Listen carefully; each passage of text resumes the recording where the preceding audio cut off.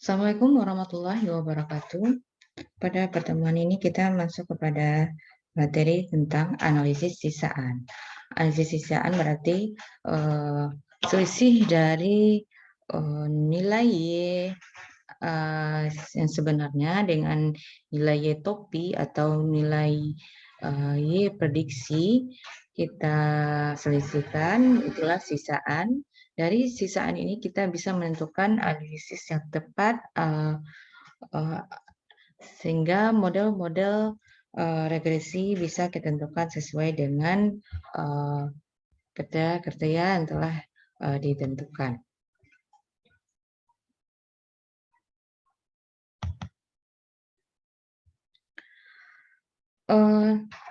Kita mengulang lagi bahwa satu regresi ya, jika analisis regresi dengan variabel independennya lebih dari satu, maka nanti asumsi yang harus dipenuhi bahwa X bukanlah peubah acak sehingga tidak memiliki sebaran. Kemudian ini sisaannya atau EI, itu EI merupakan peubah acak dengan nilai tengah 0 atau rata-rata 0 dan ragam konstan yang nilainya tidak diketahui. Akan dilambangkan nanti dengan sigma kuadrat. Jadi nanti variannya konstan, itu tetap bahwa nanti var EI adalah sigma kuadrat. Kemudian antar sisaan tidak boleh berkorelasi, ya.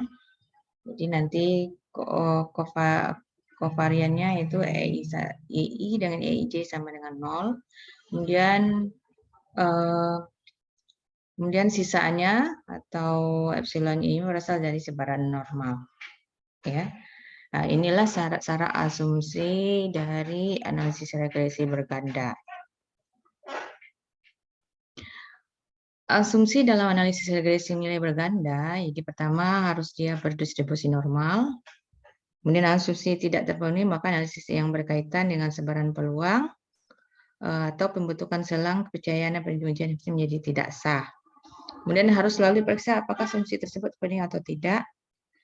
Ya, kalau dia terpenuhi, maka analisis dapat lanjut. Kalau tidak terpenuhi, maka data dianalisis dengan cara lain. Jadi nanti kita periksa sisaannya apakah didistribusi normal. Jika didistribusi normal, maka model kita dianggap bagus, ya. Model yang kita buat telah bagus atau sudah baik.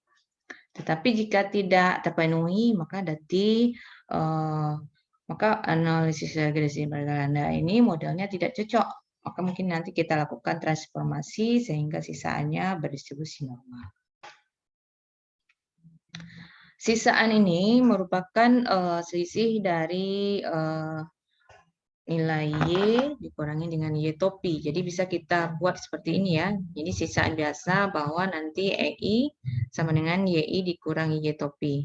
Sekarang dia menjadi EI ya, dia karena kita berupa sampel. Kalau epsilon tadi dia berupa populasi. Jadi awalnya kita memperoleh data Y ini sudah diketahui ya, Y ini datanya sudah diketahui. Sedangkan Y topi ini kita peroleh dari model yang kita buat. Kemudian sisaan baku yaitu nanti bahwa EI dibagi dengan S dikali akar 1 kurang HII. Di mana HII ini adalah unsur diagonal utama baris KI dari matriks head. Jadi adik-adik cari matriks head itu dengan rumusan ya, ini matriks X. Jadi adalah matriks dari variabel independennya dikali matriks X transpose kali X, kemudian diinverskan kali X transpose. Maka nanti matriks diagonalnya ya, misalnya pada diagonal baris pertama, kolom pertama itu H11 nanti jadinya. Kemudian baris kedua, kolom kedua berarti H22. Seperti itu seterusnya sampai berapa banyak data sampel kita. Ya, ya, tergantung banyak berapa data sampelnya. Di model regresi ini contohnya data seperti ini ya. Datanya kita punya 4 variabel independen dan 1 variabel dependen atau variabel tidak bebasnya yaitu Y.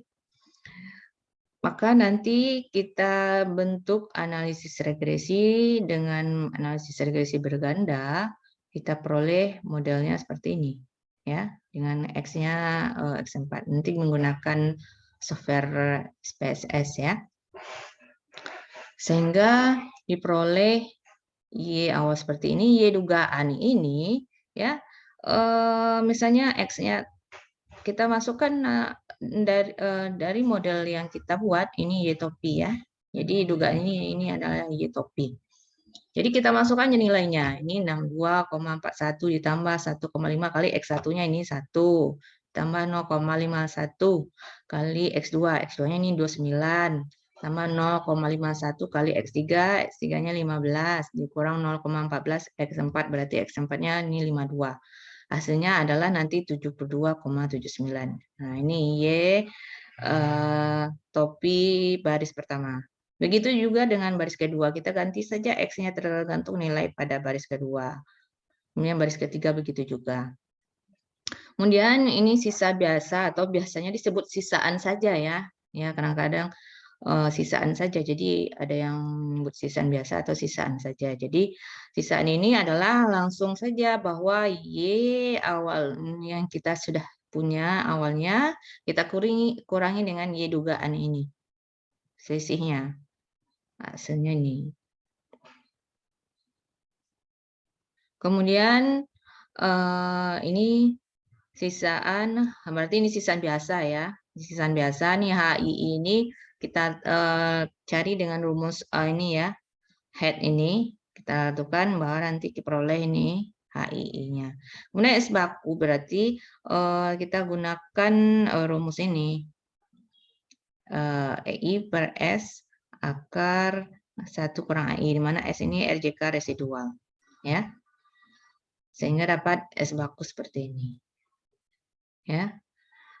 Dimana kalau contoh ini S kuadratnya adalah 5,98, berarti S-nya adalah akar dari 5,98.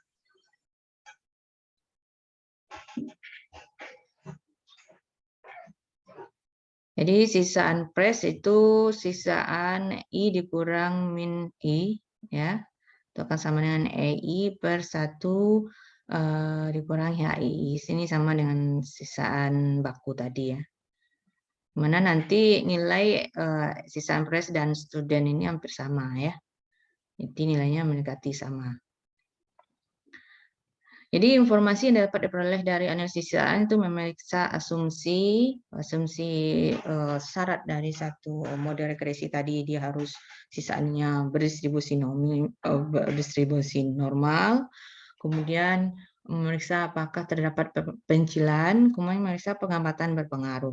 Jadi dari sini analisis sisaan ini yang bisa kita peroleh, apakah asumsi terpenuhi, kemudian apakah terdapat pencilan, apakah pemeriksaan pengamatan berpengaruh. Pertama kita periksa asumsi kenormalan, ya. Apakah sisaan ini normal, ya? Penyimpangan ringan tidak mempengaruhi. Jadi jika dia tidak normal, maka nanti kalau dia menyimpangnya tidak terlalu masih ringan, maka lakukan garis linear biasa. Tetapi jika normalnya sangat berat, jadi maksudnya perubahannya dari datar normal sangat jauh, maka transformasi untuk nilai dilakukan transformasi untuk variabelnya. Kemudian periksa asumsi kenormalan sisaan ini nanti kita gunakan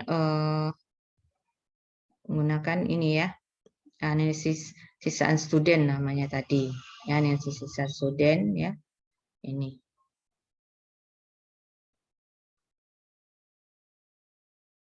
Jadi nanti kita menggunakan rumus yang ini, analisis sisaan student.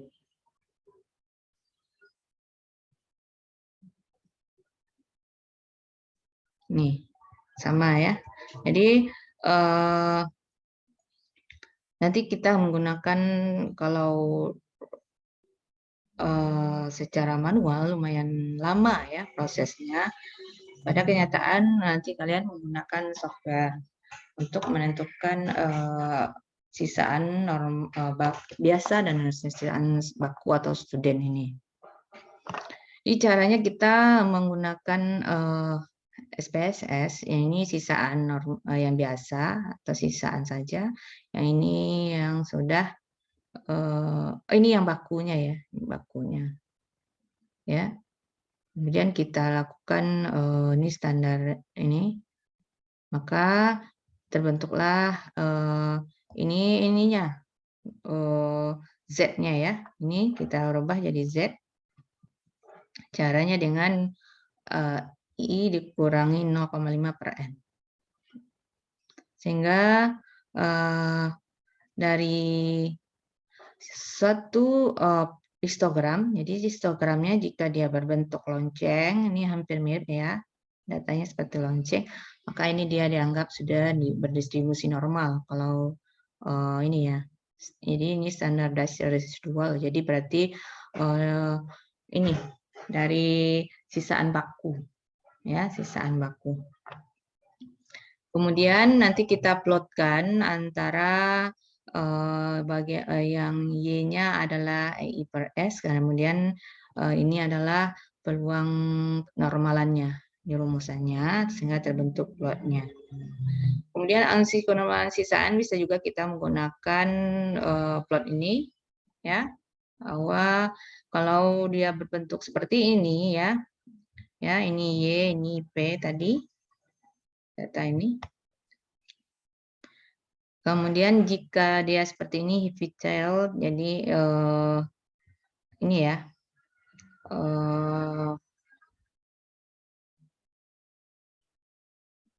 ini lumayan apa ya, kurang hampirlah mendekati normal, tetapi agak berat. Ini light tail, jika dia kurang membentuk garis lurus. Ini menceng kanan dan ini menceng kiri. Jadi ini contoh-contoh menunjukkan sisaan tidak berdistribusi normal. Dari data yang kita peroleh, ini bentuknya. Jadi kalau kita perhatikan dia hampir mendekati garis lurus semuanya, ini berarti menunjukkan bahwa distribusinya sudah normal. Nah, jadi ini hasilnya. Kalau dia seperti ini, nah, ini histogramnya ada yang jauh di sini satu, ya, bukan di dalam lonceng ini ya, di dalam lonceng, tetapi ada keluar nih. Berarti ini menunjukkan tidak normal. Begitu juga dengan grafik ininya ya, yang ini berdasarkan standardized-nya ternyata juga ya dengan probability-nya. Dengan probability-nya kita peroleh bahwa nanti kalau kita bikin scatter plot seperti ini, ternyata dia tidak, ini ada yang agak lebih, ini heavy child namanya ya, agak berat, maksudnya agak di sininya agak ada agak jauh dari garis, dan ini di sebelah sini juga agak jauh dari garis. Jadi ini menunjukkan bahwa distribusi dari sisanya tidak normal. Ini yang contohnya yang normal seperti ini, agak lebih dekat sekali. Nah, inilah bentuk pengujian analisis normal dari kita lihat dari sisaannya. Biar lebih paham, jadi nanti kita menggunakan program SPSS ya. Nah, ini seperti ini, SPSS ya. Jadi awalnya nanti ini bentuk program SPSS, kalian masukkan ini untuk X1, X2, X3, X4, ini Y. Ya, kalian kasih namanya ini X1, X2, X3, X4, XY. Ini bentuk datanya. Maka untuk analisis regresi kita klik analyze, kemudian pilih regression, ini ya. Kemudian regresi kita linear. Kemudian masukkan bagian dependen ini variabel Y, ya, variabel Y. Awalnya seperti ini. Jadi masukin, tekan ini, masuk ya. Ini juga begitu, kita masukkan semuanya keempatnya ini, ya. Ini udah masuk. Caranya tinggal blok aja di sini ya, blok semuanya masuk ke sini semua. Nah, jadi sudah ada sempat. Kemudian kita statistiknya dulu. Nah, statistik udah. Jadi ini continue. Kemudian untuk plot kita tadi mau lihat histogram dari sisaannya dan normal probability-nya. Jadi ini kita checklist, ini juga kita checklist ya. Standardized series 2 plotnya ini, histogram dan normal probability plot. Kemudian kita continue. Kemudian save. Kita mau melihat nilai predicted value, berarti nilai Y-topinya, yaitu unstandardized. Kita klik. Kemudian residualnya kita klik as unstandardized, berarti residual biasa. Kemudian studentized, berarti ini adalah sisaan baku. Ini kita klik duanya, ini tidak. Ini kita kosongkan semuanya lagi, ya. Kemudian continue. Option udah ya, ini continue. Sekarang kita oke kan? Maka nah inilah ini R-nya, regresinya, R-nya ini R square-nya 0,982.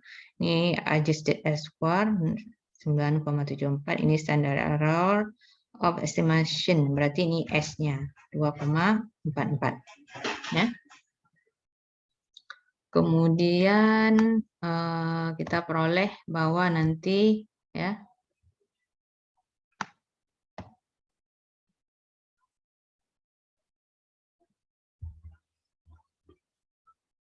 ini nilai F-nya, dan lihat dia signifikan karena lebih kecil dari alfa, itu 5% atau 1%, itu 0,00. Dia sangat signifikan, berarti dianggap model udah linear. Kemudian kita lihat dari model regresinya, ini dia ya. Model regresinya ini untuk beta 0, ini beta 1, ini beta 2, beta 3, beta 4 ya.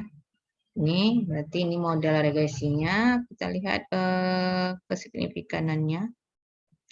Oh, ternyata datanya tidak signifikan ya. Kalau kita lihat datanya tidak signifikan ini. Nih.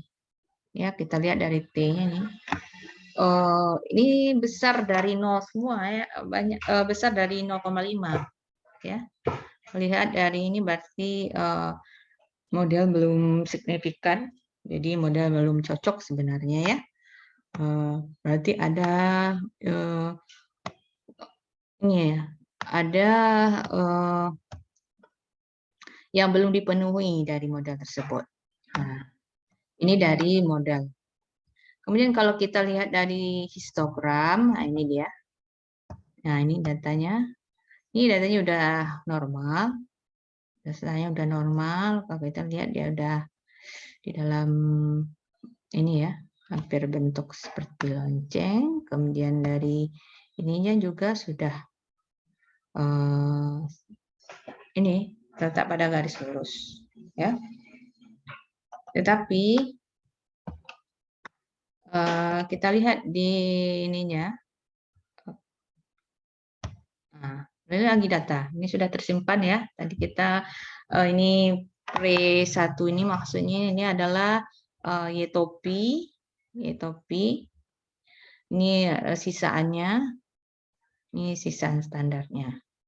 Nah, dari sini kita lihat bahwa pencilan itu kita lihat ya. Ternyata dia tidak ada pencilan kalau di sini ya. Tidak ada pencilan, kemudian dia normal. Nah, ini bentuk cara menggunakan kalau pengujian normal dia sudah berdistribusi normal ya. Cuman kemudian untuk pencilan juga sudah kita lihat bahwa dari sini dia tidak ada yang pencilan dari standardized. Berarti ini cara menggunakan analisis regresi dan sisanya menggunakan SPSS. Demikian untuk materi hari ini. Assalamualaikum warahmatullahi wabarakatuh.